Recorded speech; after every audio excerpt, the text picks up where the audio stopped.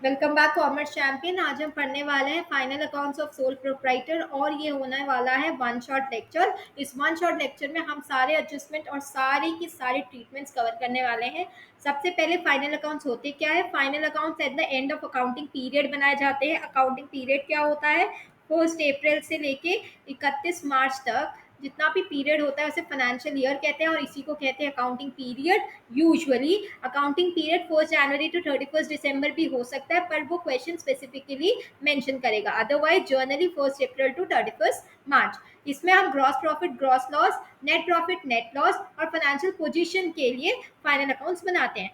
Trading account से हमें gross profit या ग्रॉस लॉस पता चलता है। पीएनएल अकाउंट से हमें नेट प्रॉफिट या नेट लॉस पता चलता है और बैलेंस शीट्स में हमें अपनी एसेट, लाइबिलिटी और कैपिटल की क्या फिगर्स चल रही है वो पता चलता है। तो अगर हम फ्लो की बात करें तो सबसे पहले हम बनाते हैं ट्रेडिंग अकाउंट, उससे निकालते हैं ग्रॉस प्रॉफिट, ग्रॉस लॉस, फिर बनाते हैं पीएनएल अकाउंट, उससे निकालते हैं नेट प्रॉफिट, नेट लॉस, फिर बनाते हैं बैलेंस शीट और उसके बाद हमें पता चलती है financial position.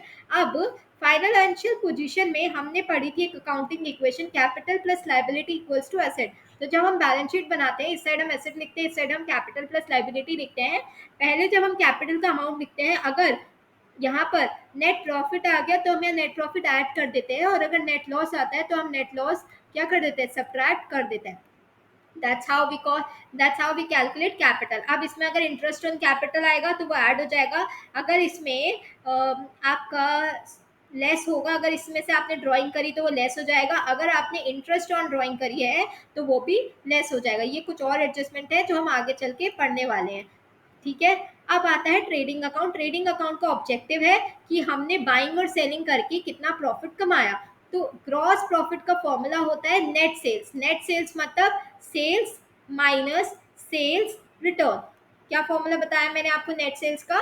Sales minus sales return. अब सेल्स रिटर्न का जो दूसरा नाम हो सकता है वो हो सकता है रिटर्न इनवर्ड्स, मतलब कि जो बाहर गई हुई चीजें जब अंदर आ जाए उसको कहते हैं सेल्स रिटर्न। ठीक है। तो नेट सेल्स मतलब सेल्स माइनस सेल्स रिटर्न। और कॉस्ट ऑफ गुड्स सोल्ड का फॉर्मूला होता है opening stock plus net purchases. Again purchases minus purchase return. अब रिटर्न का मतलब होता है, दूसरा नाम इसका क्या लिख सकते हैं? Return outward. तो अगर इसमें हम डायरेक्ट एक्सपेंसेस और माइनस कर दे क्लोजिंग स्टॉक तो हमारा आ जाता है सीओजीएस। तो ग्रॉस प्रॉफिट का फॉर्मूला क्या हो गया? Net sales minus COGS, where COGS is equals to opening stock plus purchases plus direct expenses minus closing stock. अब क्लोजिंग स्टॉक की एडजस्टमेंट होती है कि अगर क्लोजिंग स्टॉक आपको ट्रेडिंग अकाउंट के बाहर गिवन है, ट्रेडिंग अकाउंट के बाहर है एडजस्टमेंट में, ठीक है, तो इसके ना दो ट्रीटमेंट होंगे। पहला, ये बैलेंस शीट में जाएगा ओवर द असेट साइड, और कैसा असेट है ये? करंट एसेट है। दूसरा, ये जाएगा आपका किसमें? Trading and PNL, trading account में। ट्रेडिंग अकाउंट में चला जाएगा ये आपका कौन सी साइड? क्रेडिट साइड में। ठीक है, बाय क्लोजिंग स्टॉक करके। तो सबसे पहले हम पढ़ते हैं कि डेबिट साइड पे ट्रेडिंग अकाउंट के क्या क्या आते हैं। पहला आता है ओपनिंग स्टॉक, जो बिगनिंग ऑफ द ईयर में है। सपोज ये आपका ट्रेडिंग अकाउंट है, ठीक है, ये ट्रेडिंग अकाउंट है। अब ट्रेडिंग अकाउंट का मतलब जो बिगनिंग पे है, पहला आ गया ओपनिंग स्टॉक, ठीक है, फिर यहाँ पर आ गए आपके परचेजेस, फिर यहाँ पर आ गए आपके डायरेक्ट एक्सपेंसेस, फिर यहाँ पर आया आपका सेल्स। और ये कैसे होए? ये नेट होंगे, दोनों ही ये कैसे होंगे? नेट होंगे। फिर यहाँ आ जाएगा आपका क्लोजिंग स्टॉक, और फिर इससे आपका निकलता है या तो ग्रॉस प्रॉफिट निकलता है या तो ग्रॉस लॉस निकलता है। एक ही चीज निकलेगी ना एक साल में, तो इससे आपका ग्रॉस प्रॉफिट, ग्रॉस लॉस। अब अगर मैं इसके नीचे एक पीएनएल अकाउंट बना दूं छोटू सा, तो ये ग्रॉस प्रॉफिट इधर ट्रांसफर होता है और ये ग्रॉस लॉस इधर ट्रांसफर होता है और फिर बाकी पीएनएल अकाउंट बनता है। हमेशा याद रखना कि पीएनएल अकाउंट में इनडायरेक्ट नेचर के खर्चे आते हैं और जो आपका ट्रेडिंग अकाउंट है उसमें डायरेक्ट नेचर के खर्चे आते हैं। कैसे नेचर के खर्चे आएंगे ट्रेडिंग अकाउंट में? आपके डायरेक्ट नेचर के। ठीक है, तो यहाँ हाईलाइट कर लो, यहाँ डायरेक्ट है और यहाँ इनडायरेक्ट है। और यहाँ पर जब सारा का सारा आप कर लोगे एडजस्टमेंट, तो यहाँ आपको या तो नेट प्रॉफिट मिलेगा या तो नेट लॉस मिलेगा। और फिर ये कैसे जाता है कैपिटल में वो मैं आपको बता चुकी हूँ। अब आता है परचेजेस। परचेजेस का मतलब है जो आपने गुड्स परचेज करे क्योंकि आपको रीसेल करने हैं, तो नेट परचेजेस इसमें इंक्लूड होता है, जिसमें से परचेज माइनस परचेज रिटर्न होना चाहिए। फॉर एग्जाम्पल 5 लाख की परचेजेस और 20,000 की रिटर्न है, तो आपको यहाँ पर नेट परचेजेस 4,80,000 के दिखाने पड़ेंगे। डायरेक्ट एक्सपेंसेस मतलब वो खर्चे जो गुड्स को कंडीशन में, मतलब कि उन या तो लोकेशन पे या तो उनको यूज करने की कंडीशन में लाने के लिए, रेडी टू सेल करने के लिए जरूरी थे, वो खर्चे डायरेक्ट एक्सपेंसेस होते हैं। कुछ डायरेक्ट एक्सपेंसेस के एग्जाम्पल देख लो। Wages, carriage. वेजेस बहुत इंपॉर्टेंट है। अगर एक और चीज, अगर ये वेजेस आपको उसने क्वेश्चन ने स्पेसिफिकली बोल दिया कि जो वेजेस है ये ऑफिस के एम्प्लॉयज की है, अगर क्वेश्चन ने ऐसे स्पेसिफिकली बोल दिया तो फिर आपको इसे इनडायरेक्ट नेचर का खर्चा मानना पड़ेगा, और फिर इसको आपको कहाँ डालना पड़ेगा, पीएनएल के डेबिट साइड में। लेकिन अगर जर्नली से वेजेस लिखा है तो ये डायरेक्ट नेचर का खर्चा है, और इसको आपको सिर्फ कहाँ डालना है, trading and PNL account, trading account में। ओके।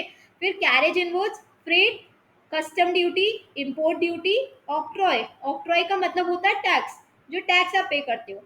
ठीक है। मैन्युफैक्चरी की पावर, पावर का मतलब कुछ वैसी पावर नहीं, पावर का मतलब इलेक्ट्रिसिटी। मैन्युफैक्चरिंग के खर्चे, प्रोडक्शन के खर्चे, ये सारे खर्चे जितने भी आपने करे हैं उसको रेडी टू यूज या रेडी टू सेल करने के लिए, उनको कहते हैं डायरेक्ट एक्सपेंसेस। एग्जाम ट्रैप आ सकता है कि कैरेज इनवर्ड्स और कैरेज आउटवर्ड। तो कैरेज इनवर्ड हमेशा याद रखना कि कैरेज इनवर्ड आपका कहाँ जाएगा, ट्रेडिंग अकाउंट में, और अगर कैरेज आउटवर्ड है तो वो इनडायरेक्ट नेचर का खर्चा है, वो कहाँ जाएगा, आपका पीएनएल अकाउंट में। फिर आता है सेल्स। सेल्स कौन सी साइड आते हैं, ट्रेडिंग अकाउंट के क्रेडिट साइड। मैंने बोला था जब सेल्स लिखोगे तो नेट सेल्स ही लिखना, मतलब सेल्स रिटर्न माइनस करके लिखना। अगर सेल इतनी है, रिटर्न इतना है, तो उसका नेट करके आपको ट्रेडिंग की क्रेडिट साइड में दिखाना है। क्लोजिंग स्टॉक बहुत इंपॉर्टेंट रहता है। क्लोजिंग स्टॉक, क्लोजिंग स्टॉक मतलब जो गुड्स बच गए, अभी वो बिके नहीं है और साल खत्म हो गया, मतलब कि जैसे 31 मार्च आ गया, अब तो आप कुछ कर नहीं सकते, तो ये वो स्टॉक है जो 31 मार्च तक आपके पास बचे हुए हैं अनसोल्ड। ठीक है। अगर क्लोजिंग स्टॉक एडजस्टमेंट के तौर पे ट्रायल बैलेंस के बाहर गिवन है, तो मैंने आपको बताया था कि ये ट्रेडिंग अकाउंट में जाता है, और दूसरा ये करंट अकाउंट में जाता है बैलेंस शीट के। तो हमेशा याद रखना कि जो क्लोजिंग स्टॉक है वो trading account plus balance sheet के एसेट साइड में जाता है। और किस टाइप का एसेट है ये करंट अकाउंट है, करंट एसेट है। ठीक है। फिर ग्रॉस प्रॉफिट कब आएगा, जब क्रेडिट डेबिट से ज्यादा हो जाएंगे, और लॉस कब आएगा, जब डेबिट क्रेडिट से ज्यादा हो जाएंगे। ग्रॉस प्रॉफिट का फॉर्मूला हम पढ़ चुके हैं, is equals to net sales minus COGS. COGS is what? Opening stocks plus purchases plus direct expenses minus closing stock. अब पढ़ते हैं पीएनएल कैसे बनाते हैं। पीएनएल क्यों प्रिपेयर किया जाता है। पीएनएल सबसे पहली बात आफ्टर ट्रेडिंग अकाउंट प्रिपेयर किया जाता है, क्योंकि हमें नेट प्रॉफिट या नेट लॉस निकालना है। अब पीएनएल स्टार्ट किससे होता है, ग्रॉस प्रॉफिट और ग्रॉस लॉस से स्टार्ट होता है। मैंने आपको ये बता दिया था कि पीएनएल हमेशा ग्रॉस प्रॉफिट या ग्रॉस लॉस से स्टार्ट होता है। पीएनएल में आते हैं इनडायरेक्ट नेचर के खर्चे, मतलब कि जो डायरेक्टली गुड्स को सेलिएबल कंडीशन में लाने में वो खर्चे डायरेक्टली यूज नहीं हुए हैं, लेकिन वो खर्चे हैं, क्योंकि उनके बगैर सेल नहीं हो सकता था, बिजनेस नहीं हो सकता था। जैसे कि सैलरी हो गया, ऑफिस का रेंट, ऑफिस के खर्चे, प्रिंटिंग स्टेशनरी, ऑडिट की फीस, लीगल चार्जेस, टेलीफोन के खर्चे, ये सारे इनडायरेक्ट नेचर के खर्चे हैं जो डे टू डे ऑपरेशन में अगेन यूज होते हैं, लेकिन ये डायरेक्टली सेलेबल कंडीशन में लाने के लिए या फिर for sale purpose directly involve नहीं थे। सेलिंग एक्सपेंसेस भी होते हैं इसके अंदर, एडवर्टीजमेंट, सेल्स कमीशन दिया आपने, कैरेज आउटवर्ड मैंने बताया था, इनवर्ड है तो ट्रेडिंग अकाउंट, आपने डिस्काउंट दिया ये भी खर्चा है, सेल्स के लिए प्रमोशन करी मतलब एडवर्टीजमेंट करी, आपने कोई फाइनेंशियल एक्सपेंस करे जैसे कि इंटरेस्ट दे दिया, बैंक के चार्जेस दे दिया, डिस्काउंट दे दिया, तो ये फाइनेंशियल एक्सपेंसेस भी आपके कौन से नेचर के खर्चे हैं, इनडायरेक्ट नेचर के खर्चे हैं। अब इनडायरेक्ट इनकम भी तो हो सकती है। इनडायरेक्ट इनकम मतलब जो पीएनएल की क्रेडिट में जाएगी, आपको कोई कमीशन मिली, आपको कहीं से रेंट मिला, इंटरेस्ट मिला, डिस्काउंट रिसीव हुआ है, या फिर आपने कोई एसेट सेल किया और उस पर आपको प्रॉफिट हो गया, तो ये सारे कौन से खर्चे हो जाते हैं, ये इनडायरेक्ट इनकम हो जाते हैं, सॉरी। फिर आता है नेट प्रॉफिट। नेट प्रॉफिट मतलब gross profit plus indirect income minus indirect expenses. आपको फॉर्मूला याद करने की कभी जरूरत ही नहीं पड़ेगी अगर आपको अकाउंट बनाने आते हैं तो। नेट लॉस मतलब indirect expenses minus gross profit minus indirect income. ठीक है।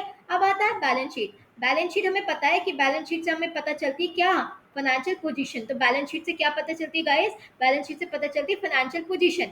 अब एक और चीज, बैलेंस शीट ना एज ऑन 31 मार्च बनाई जाती है, लेकिन जो पीएनएल और ट्रेडिंग अकाउंट है वो फॉर द ईयर एंडिंग बनाए जाते हैं। ठीक है। मतलब कि ये ड्यूरिंग द ईयर चलते रहते हैं, लेकिन ये एक पर्टिकुलर डेट पे होता है, इसलिए इसमें लिखते हैं एज ऑन। ये बात बहुत इंपॉर्टेंट है, याद रखना।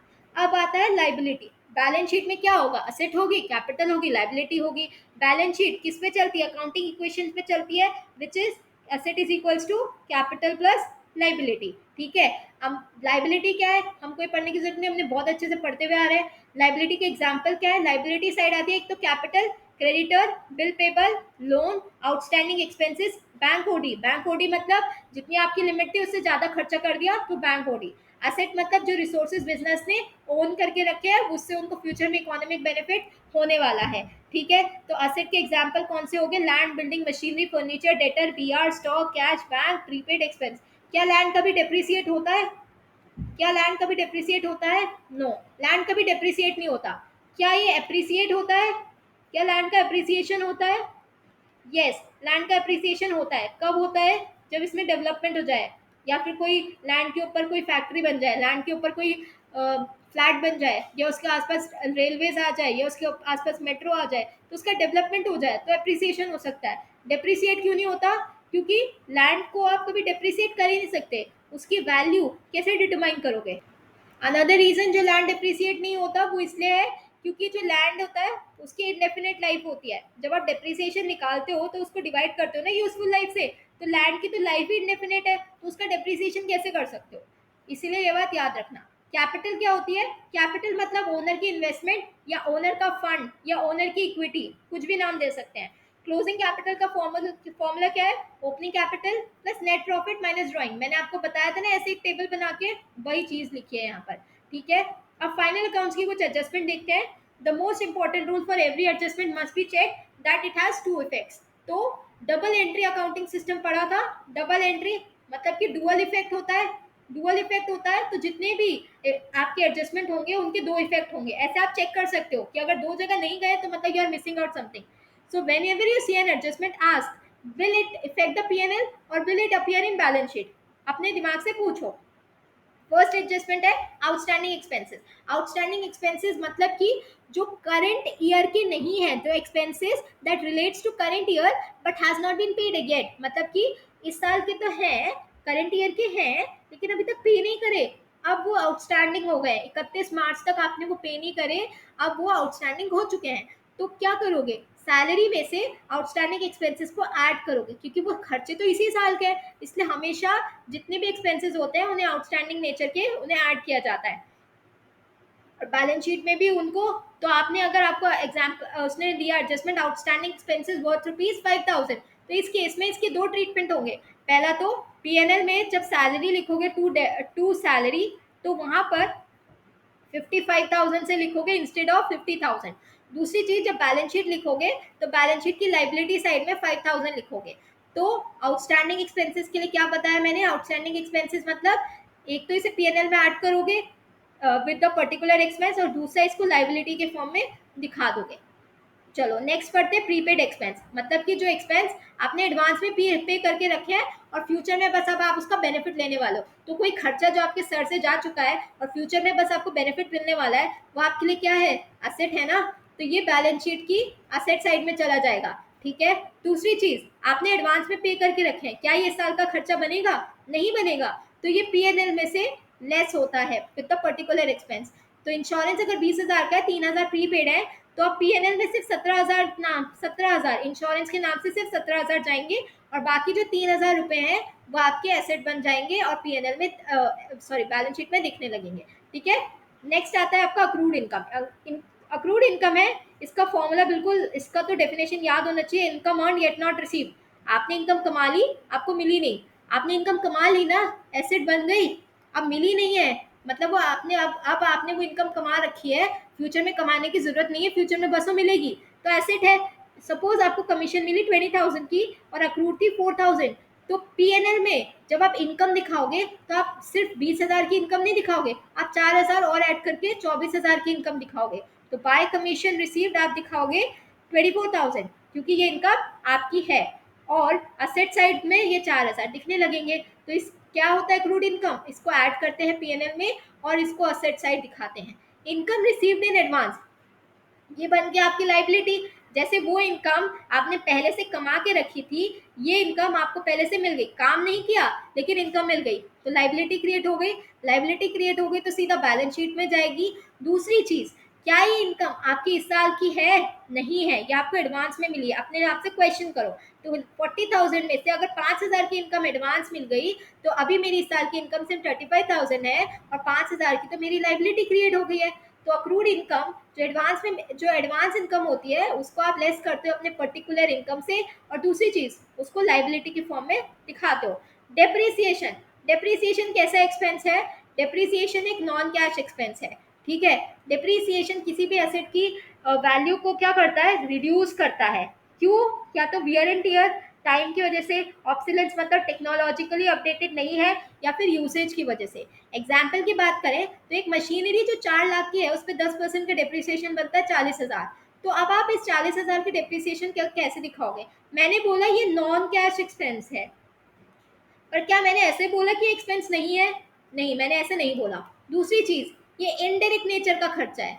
इनडायरेक्ट क्या ये डायरेक्टली सेल करने के लिए यूज हो रहा है? नहीं, इनडायरेक्ट नेचर का खर्चा है। ये दोनों कंडीशन है तो ये कहाँ जाएगा? पीएनएल के डेबिट में चला जाएगा। दूसरी चीज, डेप्रिसिएशन, जब आप एसेट लगाते हो तो एसेट में से आप डेप्रिसिएशन को रिड्यूस करके दिखाते हो, ये उसको प्रेजेंट करने का तरीका होता है। तो आपने पहले उसको पीएनएल के डेबिट में एज एन एक्सपेंस दिखाया, दूसरा आपने उसको मशीनरी में से रिड्यूस करके दिखाया। तो एक डेप्रिसिएशन जो है उसका मतलब है आपका जो एक्सपेंस है, उसमें आपको एसेट को एक तो एक्सपेंस दिखाना है, उसके बाद दूसरा एसेट को रिड्यूस करके दिखाना है। बैड डेट इंपॉर्टेंट है। बैड डेट का मतलब जो पैसा अब कभी रिकवर नहीं होगा डेटर से। डेटर क्या होते थे? हमारे एसेट होते थे। अब कुछ डेटर ऐसे जो बोल रहे हैं कि हम पैसा कभी दे ही नहीं पाएंगे, तो हमारे बैड डेट हो गए। तो हमेशा याद रखना, सपोज आपके डेटर्स है 1 लाख रुपए के, उसमें से अगर 5,000 के बैड डेट हो गए, ये पैसा कभी आने नहीं वाला, तो ये आपका एक्सपेंस बन जाएगा। एक्सपेंस बन जाएगा तो ये पीएनएल में दिखेगा। दूसरी चीज, ये 1 लाख में से 5,000 नहीं आने वाले, तो अब आपके जो डेटर्स होंगे ना, डेटर्स, वो बैलेंस शीट में कितने के दिखेंगे? 95,000 के। समझ आया कि 5,000 का आपका एक्सपेंस हो गया, और डेटर्स अब कितने के दिखेंगे? 95,000 के। तो बैड डेट्स को आप ऐसे शो नहीं करते हो, लेकिन बैड डेट को आप डेटर्स में से रिड्यूस कर सकते हो। आप इसको एज अ दिखा सकते हो वहां पर कि ये बैड डेट मैंने यहाँ कम कर रखे हैं, ठीक है। नेक्स्ट, तो बैड डेट क्या है? प्रॉफिट को एक तो गिराते हैं क्योंकि खर्चा है, और एक दूसरा क्या करते हैं? ये डेटर्स को भी गिराते हैं, ठीक है। फिर आते हैं provision for doubtful debt, very important again. Provision for doubtful debt कहता है कि प्रोविजन, मैंने बोला था प्रोविजन कब क्रिएट किया जाता है? जब आपको लगता है कि फ्यूचर में आपका पैसे का आउटफ्लो होगा। तो अगर आपको ऐसा लगता है तो आप प्रोविजन क्रिएट करते हो। तो सबसे करेक्ट सीक्वेंस क्या होता है? आपके डेटर्स हैं, उसमें से अगर आपके कोई बैड डेट है आप उसे माइनस कर दोगे, फिर जो डेटर्स का अमाउंट बचेगा उसमें से आप क्या बनाओगे? उनका प्रोविजन बनाओगे। आप यहाँ पर क्यों नहीं बनाते? क्वेश्चन आता है मेरा कि आप यहाँ क्यों नहीं बनाते? तो हम यहाँ इसलिए नहीं बनाते क्योंकि प्रोविजन अगर आप बना रहे हो तो आप उन चीज़ों, उन डेटर्स पे बना रहे हो जो आपको लगता है कि इन डेटर्स में से हो सकता है। यहाँ होता है हो सकता है, हो सकता, ठीक है। लेकिन ये वाले जो बैड डेट है ये तो ऑलरेडी हो गए, आपको पता है। जबकि ये लॉस ऑलरेडी हो गया है, तो क्या इस लॉस पे अगेन प्रोविजन बनाने का कोई लॉजिक है? नहीं। इसीलिए पहले बैड डेट रिड्यूस होते हैं, फिर प्रोविजन रिड्यूस होता है। तो सबसे पहले डेटर्स में से बैड डेट रिड्यूस करते हो, फिर जो एडजस्टेड ये वाले जो होते हैं इनका नाम होता है एडजस्टेड डेटर्स। कभी भी मैं बोलो एडजस्टेड डेटर्स तो आप मान जाना कि उसमें बैड डेट रिड्यूस है। फिर आप उस पर प्रोविजन कैलकुलेट करते हो। सपोज डेटर्स 2 लाख के थे, फर्दर बैड डेट 10,000 के थे, और प्रोविजन उसने बोला 5%। तो पहले मैं बैड डेट रिड्यूस करूंगी डेटर्स में से। 2 लाख में से 10,000 की बैड डेट 1,90,000। अब इस पे 5% लगाएंगे 9,500। अगर आप डायरेक्टली 5% 2 लाख का बना देते तो आपका डेप्रिस जो प्रोविजन होता वो 10,000 का बनता और क्वेश्चन गलत हो जाता। अब डेटर्स को आप कैसे शो करोगे? डेटर्स को जब आप शो करोगे इसमें से प्रोविजन रिड्यूस करके दिखाओगे, ठीक है। प्रोविजन फॉर बैड डेट, तो आप डेटर्स दिखाओगे कि मेरे डेटर्स तो 1,90,000 के थे। अब आप यहाँ 2 लाख नहीं दिखाओगे, 1,90,000 प्लस मैंने प्रोविजन बना लिया 9,500 का, तो आप दिखाओगे कि मेरे जो डेटर्स है वो 1,80,500 के हैं। That's how you solve it. अब never calculate provision on the original debtor अगर फर्दर बैड डेट गिवन है। अब क्या होता है कि क्वेश्चन आता है ये मैं इनको अब कॉम्प्लिकेट करती जा रही हूँ धीरे धीरे, लेकिन उसको इजी कैसे करना है वो भी बताती जा रही हूँ, ठीक है। सपोज एक प्रोविजन 6,000 का दिया है, नया प्रोविजन 9,500 का हो गया, आपका प्रोविजन बढ़ गया, आपका प्रोविजन बढ़ गया। अगर आपका प्रोविजन बढ़ गया मतलब आपका एक्सपेंस बढ़ गया। आपका एक्सपेंस बढ़ गया ना, कितने से? 3,500 से। तो जो एक्सपेंस बढ़ गया उसको आप कहाँ कर दोगे, पीएनएल में डाल दोगे कि 3500 का मेरा एक्सपेंस बढ़ गया, अब मैं इसको पीएनएल में डाल देती हूँ। दूसरी चीज, आपका प्रोविजन पहले कितने का था, पहले सिर्फ 6000 का था और अब कितने का हो गया, अब 9500 का हो गया। तो इस केस में आपको क्या करना है, आपको पहले तो अपना जो डिक्रीज आपने इसको डाला पीएनएल में, और अब जो प्रोविजन आपका नया है ना उससे आप अपनी अकाउंटिंग करोगे, जो न्यू प्रोविजन है उससे अपनी अकाउंटिंग करोगे। लेकिन अगर इसका रिवर्स केस होता, जब पुराना प्रोविजन 10,000 का था अब सिर्फ 7,000 का बचा है, मतलब प्रोविजन कम हो गया, तो मतलब प्रोविजन कम हो गया मतलब आपकी इनकम हो गई, इनकम हो गई तो इनकम 3,000 की हो गई, आपने उसे पीएनएल में जाके क्रेडिट कर दिया। ठीक है, तो इसकी क्या एक ट्रिक समझ लो, अगर नया प्रोविजन पुराने प्रोविजन से ज़्यादा है तो आपका खर्चा है, और अगर पुराना प्रोविजन नए प्रोविजन से ज़्यादा है तो वो आपकी इनकम है। That's all. अब provision for discount on debtors, ये आएगा अगर आपको लगता है कि बैड डेट पे क्वेश्चन आएगा तो इस पे भी क्वेश्चन आ सकता है। बहुत सिंपल है, इसमें आपको सीक्वेंस याद रखना है। तो आप इसको ऑलवेज आफ्टर बैड डेट और प्रोविजन फॉर डाउटफुल डेट को रिड्यूस करने के बाद, माइनस करने के बाद कैलकुलेट करते हो। जैसे कि आपने डेटर्स करे उसमें से फर्दर बैड डेट माइनस करो, आपके एडजस्टेड डेटर्स आ गए उसमें से प्रोविजन माइनस करो, आपके पास डेटर्स आफ्टर प्रोविजन आ गया, और फिर उस पर कैलकुलेट करो डिस्काउंट का प्रोविजन। ठीक है, तो इसको भी शो किया जाता है। तो provision for discount on creditors, provision for discount on creditor, business expect करता है कि उसे डिस्काउंट मिलेगा क्रेडिटर से, तो ये उसके लिए इनकम है अगर उसे क्रेडिटर से डिस्काउंट मिलेगा। तो इसको किस पे कैलकुलेट करते हैं, एक्सपेक्टेड क्रेडिटर्स पे एक्सपेक्टेड डिस्काउंट कैलकुलेट करते हैं। तो जो आपको डिस्काउंट मिला है क्रेडिटर से, expected discount from creditor is your income. Is it clear? फिर आता है interest on capital. Interest on capital क्या होता है, इंटरेस्ट ऑन कैपिटल प्रोप्राइटर को मिलता है जो उसने कैपिटल इन्वेस्ट करी है। मैंने आपको बताया था कि अकाउंटिंग कहती है कि जो बिजनेस है और ओनर है, सेपरेट लीगल एंटिटी कॉन्सेप्ट के अंदर ये दोनों सेपरेट इंडिविजुअल्स हैं। ठीक है, ओनर ने बिजनेस में डाली कैपिटल, तो बिजनेस ने इस पे इसको दिया इंटरेस्ट, इसको कहते हैं इंटरेस्ट ऑन कैपिटल। अब ये जो इंटरेस्ट है अगर हम बात करें ओनर के पॉइंट ऑफ व्यू से, ठीक है, तो ये इंटरेस्ट ऑन कैपिटल ओनर के लिए क्या है, कमाई है, इनकम है, और बिजनेस के लिए क्या है, खर्चा। और हमने हमेशा से पढ़ा है कि अकाउंटिंग हमेशा बिजनेस के पॉइंट ऑफ व्यू से होती है, तो इंटरेस्ट ऑन कैपिटल जो है बिजनेस के लिए खर्चा है। 1 second guys, interest on capital क्या है, बिजनेस के लिए खर्चा है। आप कभी भी अकाउंटिंग को ओनर के पॉइंट ऑफ व्यू से नहीं कर सकते, you always have to do accounting with the point of view of business. तो अगर ये बिजनेस के लिए खर्चा है तो क्या करोगे,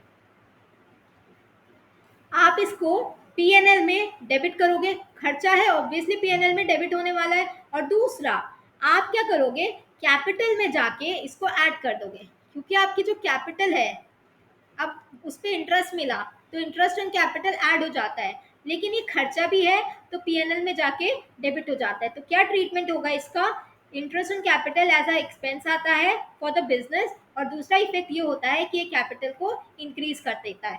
अब इंटरेस्ट ऑन ड्राइंग बिल्कुल इसका वाइसा वर्सा है, जैसे कि ये बिजनेस है ये ओनर है, ठीक है, बिजनेस और ओनर सेपरेट लीगल एंटिटी है, बिजनेस से ओनर ने कुछ पैसा ड्रॉ कर लिया, ठीक है, अब बिजनेस ने बोला कि तुमने पैसा ड्रॉ करा है तो हमें इंटरेस्ट दो, तो ओनर ने इसको दिया इंटरेस्ट ऑन ड्रॉइंग। अब ये जो इंटरेस्ट ऑन ड्रॉइंग है ये ओनर के लिए बन जाएगा खर्चा एंड बिजनेस के लिए बन जाएगा इनकम।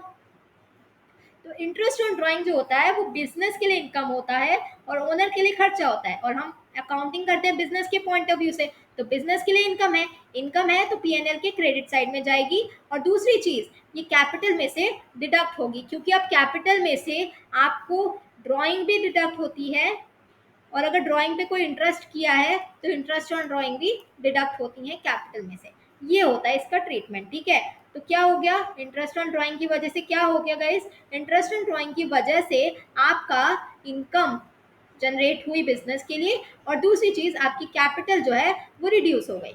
अब आते हैं ड्राइंग्स ऑफ गुड्स।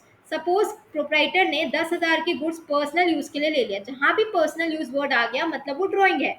ये गुड्स अब सेल के लिए तो नहीं है, तो अगर ये गुड्स अब सेल के लिए नहीं है तो आपको ड्राइंग्स को परचेजेस में से माइनस करके दिखाना होता है। जब भी परचेज होगी आपकी नेट परचेज में से आपको ड्राइंग्स को लेस करके दिखाना पड़ेगा। ये इसका फर्स्ट इफेक्ट है।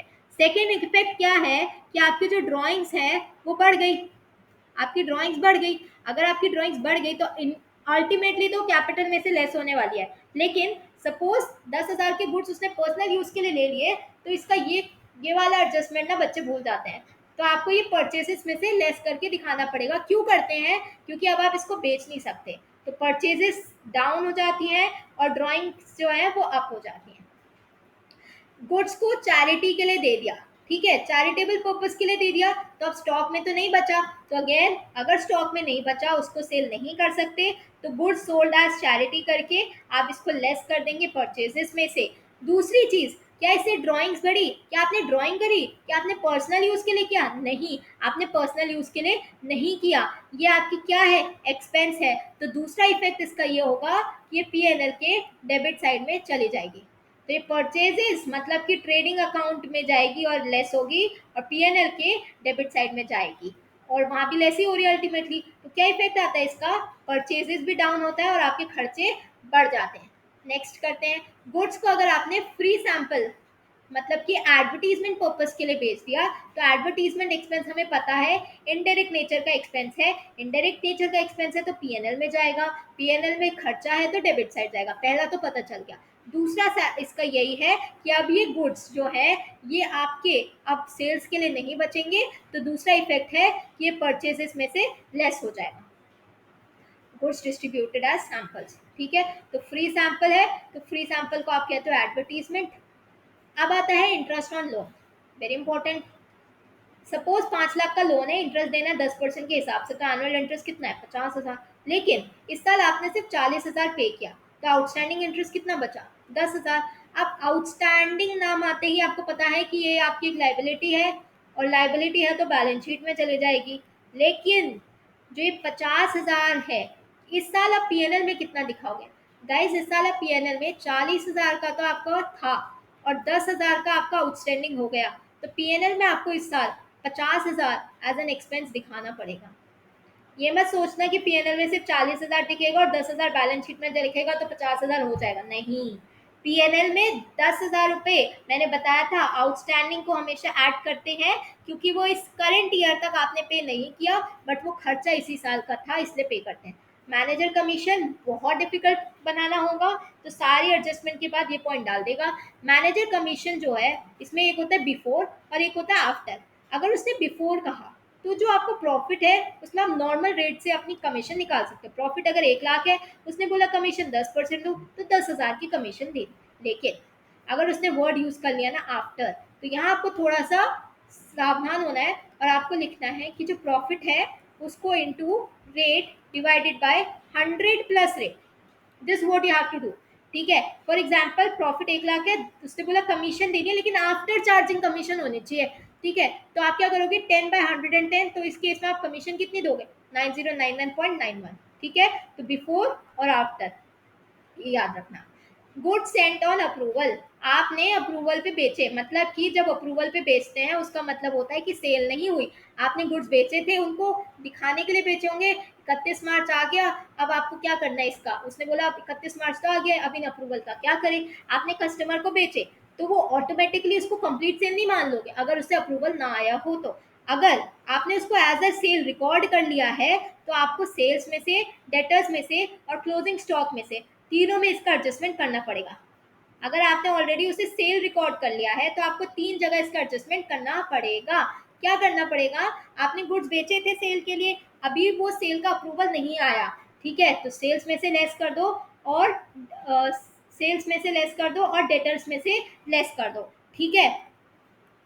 सॉरी गाइज, आपको सेल्स में से इसे ऐड करना है, क्योंकि अब देखो पहले आपने सोचा था कि सेल हो गई बट सेल नहीं हुई, तो ऐड बैक कर दो, ठीक है। और क्लोजिंग स्टॉक, जो क्लोजिंग स्टॉक है ना, अरे मैं क्या कह रही हूँ, जो सेल है आपने कहा कि सेल हो गई, okay, that's what you have to thought, लेकिन सेल नहीं हुई, अब डेटर कैसे क्रिएट होता है? जब आप क्रेडिट सेल करते हैं। तो अगर डेटर क्रेडिट सेल पे क्रिएट होते हैं तो डेटर भी नहीं बने, तो डेटर को भी लेस कर दो, ठीक है। बट अब ये जो स्टॉक था, ये आपने सोचा था बिक गया, लेकिन ये बिका नहीं, तो आपको क्लोजिंग स्टॉक भी ऐड बैक करना है।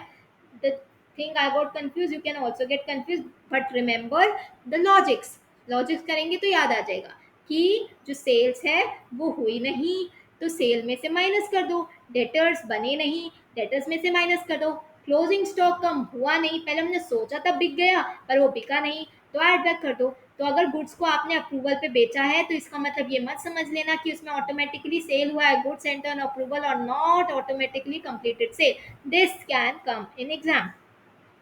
गुड्स डिस्ट्रॉयड हो गए फायर से, सपोज 1 लाख के गुड्स थे, वो फायर से डिस्ट्रॉय हो गए, क्लेम मिला 70,000 रुपए, अनइंश्योर्ड गुड्स अभी 30,000 के बचे हैं आपके पास after claim has been receive. तो ट्रीटमेंट डिपेंड करता है कि आप किस स्टेज पे हो क्लेम की, ठीक है। Claim whether the amount is accepted, receivable, receive, rejected, तो आपको इसमें से कुछ भी दे सकता है। अब इसमें पता क्या कर सकते हैं आप, ये जब पीएनएल अकाउंट आप बनाएंगे तो यहाँ पर आप लिखेंगे to goods loss by fire, ठीक है। यहाँ पर आप लिखना 1 लाख रुपए, बाय क्लेम रिसीव्ड यहाँ लिखना 70,000 का क्लेम मिला, तो आपका नेट इफेक्ट ऑटोमेटिकली 30K ही आएगा, ठीक है। इसलिए ये वाली ट्रीटमेंट भी सही होती है और डायरेक्टली ये वाली ट्रीटमेंट भी सही होती है इन केसेस में। क्लोजिंग स्टॉक का वैल्यूएशन ट्रैप बहुत ज़्यादा होता है।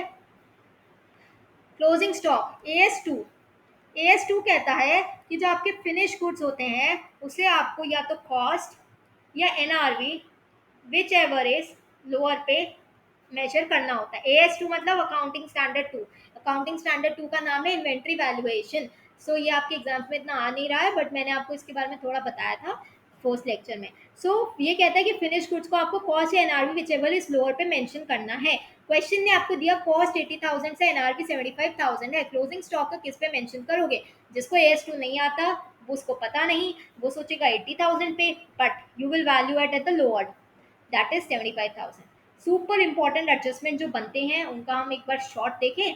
पहला जो सुपर एडजस्ट इंपॉर्टेंट है वो है आउटस्टैंडिंग एक्सपेंस, ऐड करोगे एक्सपेंस में और लाइबिलिटी है। प्रीपेड एक्सपेंस डिडक्ट करोगे और एसेट है। उसके बाद accrued income, income earn yes not receive, add to income asset, income advance में receive, deduct from PNL liability. Depreciation non cash expense, asset में से डिक्रीज। बैड डेट एक्सपेंस है, debtors में से decrease. Interest on capital expense है, capital increase करता है। Interest on drawing income है, कैपिटल डिक्रीज करता है। गुड विड्रॉ कर लिए हैं, ड्रॉइंग बढ़ जाएंगे। और परचेजेस में से यहाँ पर अगर ट्रेडिंग अकाउंट का भी होता तो दूसरा आप ये लिख देते कि ये परचेजेस में से क्या हो जाएंगे, लेस हो जाएंगे, ठीक है। चैरिटेबल गुड्स परचेज में से लेस, फ्री सैंपल परचेज में से लेस, ठीक है। क्लोजिंग स्टॉक पीएनएल में कुछ नहीं, एसेट में। और दूसरी चीज कहाँ आते हैं, ट्रेडिंग अकाउंट के क्रेडिट साइड में। प्रोविजन इंक्रीज हो गया, एक्सपेंस बढ़ गए, डिडक्ट करो डेटर्स में से। प्रोविजन डिक्रीज हो गया, इनकम हो गई, एडजस्ट करो प्रोविजन को। अगर प्रोविजन डिक्रीज हुआ है ना तो उसमें ये मत सोचना है कि आप छोटा वाला प्रोविजन लगा लें, उसमें आपको एडजस्ट ही करना है। अब direct versus indirect trap, suppose जितने भी डायरेक्ट होते हैं एक्सपेंसेस ट्रेडिंग अकाउंट में, आपको सोचना है क्या can I directly connect this expense with bringing goods to the saleable condition. This is only the one question you have to ask yourself. अगर ये यस आंसर आ जाता है, जैसे कि wages, carriage, freight, power, import duty, octroi, तो ये आपके डायरेक्ट एक्सपेंस हो गए। इनडायरेक्ट मतलब कि which are not related to direct sales, जैसे कि salary, rent outward, carriage outward, office expense, interest, bank charge या एडवर्टीजमेंट। उसके बाद आता है MCQ, rapid fire MCQ question है। कैरेज इनवर्ड्स कहाँ आएगा? कैरेज इनवर्ड्स आपका क्या है? कैरेज इनवर्ड्स आपका डायरेक्ट एक्सपेंस है। कैरेज आउटवर्ड इनडायरेक्ट एक्सपेंस है, पहले ही हमने देख लिया। और इसलिए कैरेज आउटवर्ड इनडायरेक्ट है, तो कहाँ आता है कैरेज आउटवर्ड? ये आता है आपका पीएनएल अकाउंट में। आउटस्टैंडिंग रेंट कैसा है? आउटस्टैंडिंग है, लाइबिलिटी है। Outstanding rent prepaid rent, advance में पे कर दिया, एसेट है। उसके बाद interest on drawing, interest on drawing business के पॉइंट ऑफ व्यू से इंटरेस्ट ऑन ड्राइंग इनकम है। और इंटरेस्ट ऑन कैपिटल बिजनेस के पॉइंट ऑफ व्यू से इंटरेस्ट ऑन कैपिटल एक्सपेंस है। Closing stock outside the trial balance है, तो वो कहाँ जाएंगे? Trading account and balance sheet दोनों में जाएंगे। डेप्रिसिएशन का मतलब होता है एसेट डिक्रीज हो रहा है, उसके बाद गुड विड्रॉन बाय प्रोप्राइटर, ये इसका क्या होगा, इससे ड्राइंग्स, इससे आपके परचेजेस और ड्राइंग्स दोनों इफेक्ट करेंगे। फ्री सैंपल्स हैं तो इसको क्या करोगे, इसको ट्रीट करोगे एज एडवर्टीजमेंट्स। उसके बाद अगर नया प्रोविजन जो है वो ग्रेटर देन है ओल्ड प्रोविजन से, तो जो डिफरेंस है, अब खर्चा बढ़ गया ना, तो डिफरेंस जो है वो एक्सपेंस है, ठीक है। उसके बाद कमीशन अगर आफ्टर चार्जिंग लिखा है तो उसमें रेट प्लस 100 करोगे, ठीक है। उसके बाद accrued income, income earned yet not received, asset है। उसके बाद income received in advance, liability है, एडवांस में मिल गई, काम किया नहीं। ग्रॉस प्रॉफिट को कहाँ ट्रांसफर करते हो, पीएनएल अकाउंट में ट्रांसफर करते हो। अब one short should end with 2-3 long form questions. आओ सबसे पहले बेसिक करते हैं। इसमें हमें ट्रेडिंग, पीएनएल, बैलेंस शीट बनाना है, opening stock, purchases, sales, wages, debtors. Question 2 जो होता है वो आपका एडजस्टेड बेस्ड होता है, इसमें क्लोजिंग स्टॉक, आउटस्टैंडिंग वेजेस, इन सब से रिलेटेड होता है। और क्वेश्चन 3 जो एग्जामिनर का ट्रैप है, उसमें आपको वो ये सारे एडजस्टमेंट दे सकता है। एंड हमने ये सारे के सारे एडजस्टमेंट पढ़े हुए हैं, ठीक है। तो ये क्वेश्चन को लाइन बाय लाइन सॉल्व करना। अब फाइनल मिनट्स रिवीजन करते हैं। आप ऐसे क्वेश्चन लाओ, उनको सॉल्व करो। मैंने पिछले 2 वीडियोस जो मेरे ही चैनल पे है फाइनल अकाउंट्स के, प्लस एक और वीडियो एडजस्टमेंट का, 3 वीडियो फाइनल अकाउंट्स के पढ़े हैं। ये चौथा वीडियो है जो हम बना रहे हैं वन शॉट। आप उसमें से क्वेश्चन जाके देख सकते हैं। उसका आपको कहाँ मिलेगा स्टडी मटेरियल, वहाँ मेरे चैनल के ही पोस्ट सेक्शन में व्हाट्सएप ग्रुप का लिंक है, उसे ज्वाइन करो, वहाँ पर आपको सारे के सारे स्टडी मटेरियल मिल जाएंगे। Trading account, opening stock, purchases plus direct expenses minus closing stock, उससे आता है ग्रॉस प्रॉफिट, उसको ट्रांसफर करते हैं पीएनएल में। पीएनएल में ग्रॉस प्रॉफिट में इनडायरेक्ट इनकम को ऐड करके इनडायरेक्ट एक्सपेंसेस को लेस करते हैं तो आता है नेट प्रॉफिट। नेट प्रॉफिट को कैपिटल में ऐड करते हैं तो उसमें लाइबिलिटी ऐड करते हैं और वो एसेट्स के इक्वल होना चाहिए। ये कुछ एडजस्टमेंट है जो आपको कभी भी नहीं गलत करनी है। आउटस्टैंडिंग एक्सपेंसेस लाइबिलिटी है, और ये कहाँ होता है, एक्सपेंस में ऐड होता है। प्रीपेड एक्सपेंसेस आपके लेस होते हैं और ये आपके एसेट है। अक्रूड इनकम ये ऐड होते हैं, ये आपके एसेट है। इनकम अगर आपको एडवांस में मिली है तो आपको लेस करना है और ये लाइबिलिटी है। Depreciation is a non cash expense और एसेट को डाउन करता है। बैड डेट एक खर्चा है, डेटर को डाउन करता है। इंटरेस्ट ऑन कैपिटल एक खर्चा है, कैपिटल को बढ़ाता है। इंटरेस्ट ऑन ड्राइंग इनकम है बिजनेस के पॉइंट ऑफ व्यू से, लेकिन कैपिटल को घटाता है। गुड्स अगर विड्रॉ करें हैं तो परचेजेस कम होंगी और ड्राइंग्स बढ़ जाएंगे। और क्लोजिंग स्टॉक कहता है कि मुझे ट्रेडिंग अकाउंट और बैलेंस शीट में डाल दो। अब this was all about financial accounts का वन शॉट। हमने इसे बहुत ही छोटे टाइम में कंप्लीट कर लिया है। आई थिंक अभी सिर्फ 37 मिनट्स हो रहे हैं। What I want to do is you have to go through the MCQ part. पिछले 3 वीडियोस पड़े हैं मेरे ही चैनल पे, प्लस उनमें मैंने आपको न्यूमेरिकल गिवन है, ठीक है। प्लस मैंने उसमें एक एडजस्टमेंट का वीडियो बनाया है जो बहुत बहुत इम्पोर्टेंट है, वेरी इंपॉर्टेंट, ठीक है। ये 3 चीज़ें आप कर लो। अगर आपको सबसे पहले ये वीडियो मिली है, अगर आपको सबसे पहले वो वीडियो मिली है, तो फिर तो आपको ये वीडियो कुछ लगेगी ही नहीं उसके सामने। आप अच्छे से, आज का हमने लेक्चर पूरा कंप्लीट कर लिया है। फाइनल अकाउंट्स मेरी तरफ से पूरा डन एंड डस्टेड है। आई होप आपको लेक्चर समझ आया होगा। मिलते हैं नेक्स्ट वीडियो में, एंड मिलते हैं एक्चुअली कल। आज मैं इस वीडियो को डाल दूंगी, and till then bye bye.